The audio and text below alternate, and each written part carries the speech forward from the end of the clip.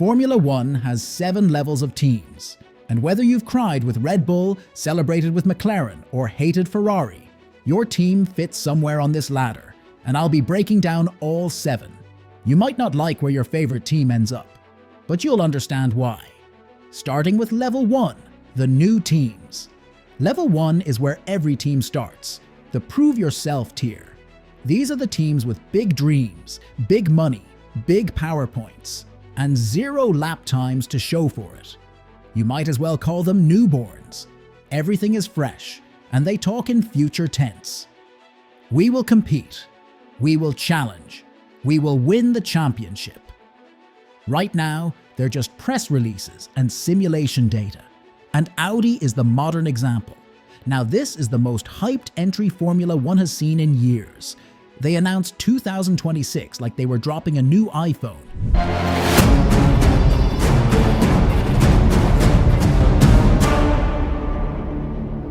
They might be new, but they sure got the confidence of a manufacturer that's conquered everything except Formula One. They've bought Sauber, built a power unit, and built a PR machine. But until we see an actual qualifying lap, it's all potential. And potential doesn't score points. Just ask Toyota. They had more money than Solomon and still left empty-handed.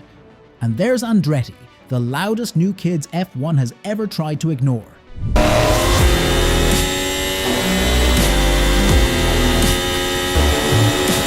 They want to join F1 so bad, but no one wants them. But boy, are they persistent. So they kept submitting documents, factory plans, and driver lineups. They've probably sent more emails to the FIA than Haas has scored points this season. And with Cadillac supporting them, it's even harder to ignore their whinings. And that's why Level 1 matters. Every dynasty, every champion-winning team, every icon. Ferrari, McLaren, Red Bull, they all started right here. Most new teams never make it past this stage. A few survive, and an even smaller handful rise high enough to rewrite the sport. Level 2. The backmarkers. This is where Formula One stops being a dream and becomes a grind. Level 2 is basically made up of teams fighting for P17 like it's a podium. If they score 1 point, they act like they just won a title. You've got to respect their hustle. Someone has to keep the timing screens warm at the bottom.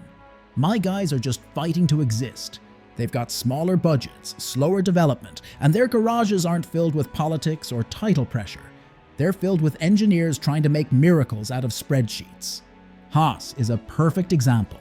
The team that entered F1 with vibes, a Netflix cameo, and an American flag duct taped to the side of the VF16. 2016, solid debut. 2022, meme renaissance. Every other year, a perfect blend of we're cooking and the kitchen's on fire. Haas has had more driver drama than podiums. Mazepin, So there's Nikita Mazepin having the same sort of incident. Mick, but that was really scruffy because he had a big moment. K-Mag, Leads across the line. That's a crash, and it is the and a car that either overperforms for 3 races or underperforms for 3 seasons. Angel, they do make the races fun because we don't really know what to expect. Another backmarker royalty is Stake. This team has changed names more times than they've overtaken cars. From Sauber to BMW to Sauber again to Alfa Romeo to Stake F1, and now Audi is loading. They live in permanent midfield limbo, but mostly backmarkerville. Occasional points, occasional hope, mostly disappointment. But they're still here, and that alone is a miracle. Then you have old school Minardi. They were slow, underfunded, forgotten by the standings. I mean, these guys spent 2 decades fighting for P12 like it was life or death, and somehow produced drivers like Alonso and Webber. And then there's Caterham, a team that joined in 2010 to compete. But F1 said, with who? So they ended up with no points, no podiums, just vibes and financial ruin. So why do we need backmarkers? Well, they represent the struggle of F1. Not everyone can win. So they fight for scraps, and every once in a while they shock the world by finishing P9. Level 3. The midfield survivors. Level 3 is the we're not terrible but don't ask for miracles tire. These are the teams that live in P7 to P12 land, eternally trapped between hope and heartbreak. They don't have what it takes to dominate, so they just endure. They don't make headlines, but score just enough points to stay afloat. And Alpine is the perfect example. This team has had more rebrands than podiums. Renault to Alpine, and maybe Renault again if the wind blows differently.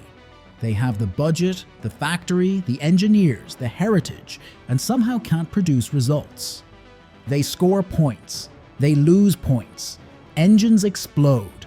Management reshuffles every 5 minutes. Alpine is the definition of a team that's too good to fail and too confused to succeed. Then there's Aston Martin, before Alonso. Before the two-time champion joined their team, the team was just there. They'd qualify P11, finish P9, release a nice team photo, and go home. Stroll, Vettel, Perez, they all tried. Nothing tragic happened, but at the same time, nothing historic did either. Now let's throw it back to Jaguar. Ford money, Ford expectations, Ford disappointment. The team spent big, talked big, looked big, and finished small. They were midfield survivors before Red Bull bought them and dominated. And finally, Lotus. They had Kimi, but they couldn't let him shine through all their financial chaos. 1 week, they'd podium. The next week, they couldn't afford lunch. Now, why does this level matter? Midfield survivors matter because they're the glue of the grid. They keep the sport honest, and they steal podiums when the gods get sloppy. Level 4. The competitive midfield teams. These are the teams that wake up on the right side of the garage, drop a surprise upgrade package, and suddenly the front runners start sweating. They are not even title contenders, they're just certified troublemakers. Alpine, in their better moments, belong here. Every few years, this team taps into its old championship DNA and suddenly remembers how to be fast. Hungary 2021. Ocon wins. Fernando. Then they go back to finishing P7 for 6 months. That's peak level 4 energy. They might be dangerous, but they're inconsistent. Next up, Visa Cash App RB, formerly Toro Rosso, then AlphaTauri, now the most sponsored team name in F1 history. It is a small team with a history of landing giant punches. Gasly wins Monza 2020. Pierre Gasly wins the Italian Grand Prix. Vettel wins Monza 2008. Their job description is literally, shock everyone once a decade. And Jordan is the 90s version of this energy. They were loud, yellow, chaotic, and fast enough on the right weekends to terrify the top teams. They weren't expected to win. But Spa 98 happened. Coulthard in the wall. David Coulthard into the wall will stop the race. They'll have to red flag this. Terrible. Then they nearly fought for a title in 99. BMW Sauber also sits in this level as the almost team. 2008 should have been theirs. They had a strong car, rapid development, and a driver like Kubica pushing for more. But they hesitated and lost. Kubica was leading the title fight, but the boardroom decided to quit F1 altogether. Level 4 teams might not be up there, but we still need them. They make the sport unpredictable. They ruin strategies. They steal podiums. And it's just so fun when they force champions to fight for their lives. Level 5. The wild cards. These teams are the glitch in the system. The rare moment when a team breaks the rules of probability. Wildcards don't climb the ranks slowly, they just appear. Steal a win and disappear before anyone can react. 1 year, 1 car, 1 loophole. And suddenly they're fighting title champions, and Brawn GP is the ultimate wildcard. Formed out of Honda's ashes, bought for £1, showed up with a white car, no sponsors, and a diffuser so illegal looking, it made the paddock cry.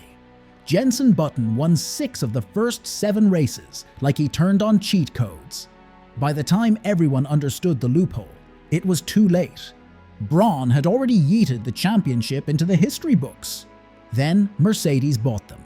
Next, Jordan 1999. A team that normally lived in chaos was suddenly fighting for a title. Frentzen became a temporary god. The Jordan 1999 was reliable, fast, yellow and loud. It was everything a midfield team should not be. For one season, Jordan looked unstoppable. Then they went right back to throwing punches in the midfield alleyway. Ligier 1996 was another spark. A team that had no business fighting at the front, but somehow found a car that won the Monaco Grand Prix with Olivier Panis in the rain, and in a race where only 3 cars finished. The 1996 Monaco Grand Prix, an incredible result. Stewart 1999 followed the same pattern. After years of struggle, then one perfect season where the car, the weather, and the universe aligned. They shocked fans at the European GP, but it didn't last long. Ford bought them, then Jaguar ruined them, then Red Bull saved them. Wildcards are needed because they break the script. They don't care about building empires. Instead, they steal moments, and those moments become legends. Level 6, Championship, race-winning teams. This is where Formula One stops being survival and becomes war. These teams are not here for participation awards. They show up to take seasons hostage, and they ruin it for everyone else. They win races. They are the ultimate title grabbers, and they are the teams fans attack when they fail. To whom much is given, much is expected. Not sure that works here, but you get the idea. And Red Bull is the modern blueprint. Remember, this is the energy drink team that everyone laughed at until they started harvesting championships like it was a side hustle. 2010 to 2013, Vettel domination arc, 2021 onward, Max Verstappen speedrun mode. Now everyone wants to be them. Then there is Mercedes. The Silver Arrows crushed the 1950s, left, waited half a century, then returned through bronze ashes and built one of the greatest dynasties the sport has ever seen. From 2014 onward, they did more than just win. They monopolized winning. They had Hamilton, Rosberg, and untouchable engineering. Now they're just trying to find where they put the good car. Now let's rewind to Benetton 1994 to 95, a small team with the legendary Schumacher at full nuclear capability. Sure, they were controversial, but no one can deny their effectiveness. Benetton is the blueprint for small team, big bite. They punched up so hard the giants felt it. Renault 2005 to 06 followed the same spirit. These were Alonso's golden years. The R25 and R26 sliced through championships with the most elegant V10, V8 swagger imaginable.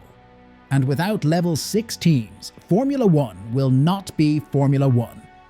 These teams win races, they win titles, they make legends, and they shape entire seasons. But only a few teams climb past level 6. And when they do, we have the untouchables. Level 7. Legacy teams with multiple championships. Level 7 is the god tier. These are more than champions. They are the architects of Formula One itself. These are the teams that don't follow the sport. They are the sport. Dynasty teams don't measure success in podiums or seasons. They measure it in eras. Entire decades where they owned the grid and everyone else was just paying rent. And Ferrari is the sport's oldest myth. They are the only team to exist in every F1 season. Enzo's creation survived everything possible. World wars, rule changes, internal revolts, political storms, and champions rising and dying under its flag. They've had golden ages, dark ages, soap opera ages. But through it all, they built legends. Lauda, Villeneuve, Schumacher, and also accumulated the highest number of drivers and constructors championships. McLaren is the rebel dynasty. It was born in a shed by a 26-year-old with a dream and a spanner. And from that tiny operation came Senna and Prost, the MP4/4, Mika's late-breaking magic, and Hamilton's first title. They also have the second highest number of drivers and constructors championships. And then you have Williams, the purest underdog turned titan, a team built on engineering brilliance, not manufacturer money. The 80s and 90s belong to them. Mansell mania, Prost dominance, Villeneuve's title. They built cars so fast, so sharp, the sport had to rewrite the rules just to keep up. Now they're the team everyone wants to succeed again. Level 7 teams are more than winners. They're reference points. The standard by which every new team, every champion, every era is judged. They are the endgame of Formula 1. And there you have it. 7 levels, 7 different worlds. Only in F1 can you have dynasties and disasters sharing the same grid. If you want me to break down the drivers next, just say the word.